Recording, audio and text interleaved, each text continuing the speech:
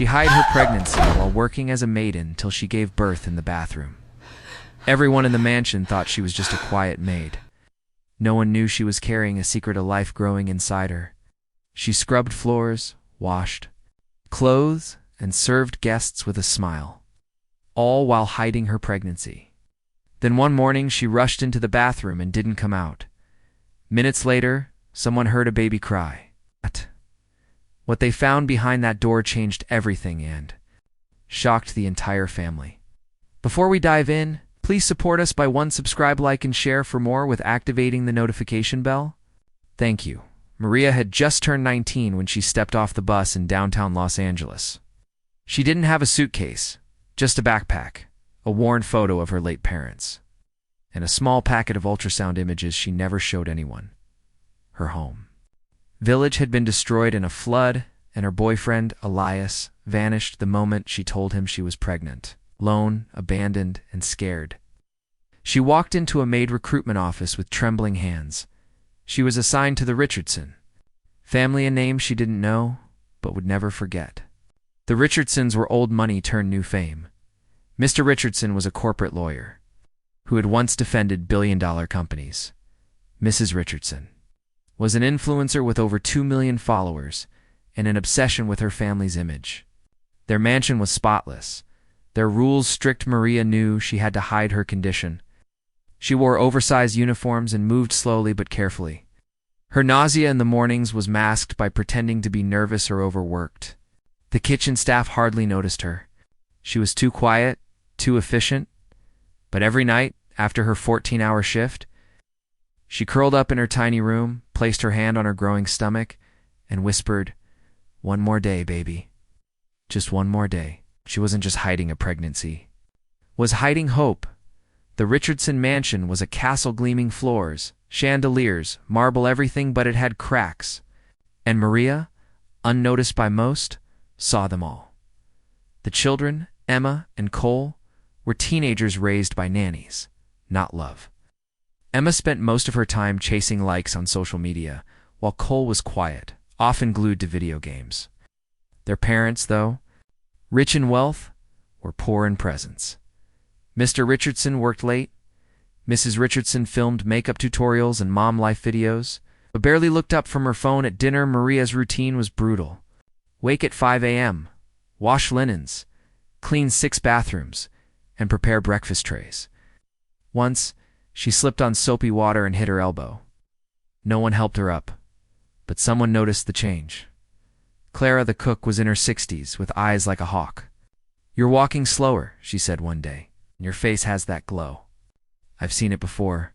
Maria froze. "Please," she whispered. "Don't tell anyone. I'll be gone soon." Clara's heart broke. She began helping in small ways, extra food, short breaks, and warm words when no one watched. But Emma's birthday party pushed Maria to the edge. While carrying trays upstairs, a contraction hit. She nearly dropped everything. Emma rolled her eyes. "Don't be dramatic," and just like that, Maria knew her secret wouldn't last much longer. The pain began early that morning, but Maria ignored it. She forced herself to clean the foyer, hide her limp, and fake a smile. Clara begged her to rest, but she waved it off. By mid-morning, her water broke. Terrified, she raced to the downstairs guest bathroom, locked the door, and collapsed to her knees. She had no one, no hospital, no family, no help. Only grit and desperation. She muffled her screams into a towel, her body trembling. Blood stained the tiles. The world spun around her. And then, like a miracle, she heard it. Cry. A loud, beautiful cry. Her baby was alive. Upstairs, guests were arriving for a brunch meeting Mr. Richardson was hosting. Emma was getting a blowout. Cole was practicing piano, and then the sound pierced the silence. "Did anyone hear that?" Emma muttered. Downstairs, Clara dropped her pot and rushed toward the hallway. She banged on the bathroom door. "Maria, Maria." When there was no answer, the butler fetched the emergency key. The door swung open, and there she was. Maria lay on the bathroom floor, pale and shaking, clutching a crying baby wrapped in her apron. Blood was everywhere. Clara screamed. The butler froze. Mrs. Richardson arrived next day and dropped her phone in shock. The scene looked like a horror film. But to Maria, it was the moment she became a mother. The ambulance arrived within minutes. Medics rushed Maria and her newborn son to the hospital. But the real storm hadn't started yet.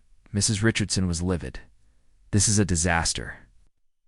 Will people say, "She gave birth in our guest bathroom?" Mr. Richardson paced. Is this a lawsuit waiting to happen? The agency rep was called. She broke multiple contract clauses. Unauthorized pregnancy? Grounds for termination? Emma posted cryptic stories online, and the help crosses boundaries. But Clara snapped. She didn't cross anything. She gave everything, and not one of you cared to notice. For once, the staff stood united. They had seen Maria's work ethic, her silence, her strength. They began sharing stories, how she skipped meals, took on extra shifts, cried alone, but never complained. And then, something no one expected. Cole, the quiet teen, stood in the middle of the room and said, "I knew." I didn't say anything. I didn't know how. But she wasn't just a maid. She was the only adult in this house who looked me in the eye. Silence. Mrs. Richardson, shaken by the backlash online and the confrontation in her home, took a breath and said something that shocked even herself. "We'll cover her medical bills and offer her paid leave if she'll accept it." Maria woke up in the hospital, for in one hand her newborn in the other. He had 10 perfect fingers, 10 tiny toes, and big, curious eyes. She named him Lucas's Light. She expected to be alone, but Clara was there, holding flowers. And Cole, too, carrying a baby blanket. "You have visitors," the nurse smiled. A few days later, a video was posted online. Maid gives birth in bathroom, but look what the rich family did next. Instead of shame, the story turned into something else. People praised her bravery, her strength. Donations poured in. Mrs. Richardson launched the Maria Project, a nonprofit to protect domestic workers' rights. She shocked the world by telling the truth in a live stream. We failed to see the human being among us. But not anymore. Emma posted a public apology. Cole became an advocate for mental health and inequality, inspired by Maria's story.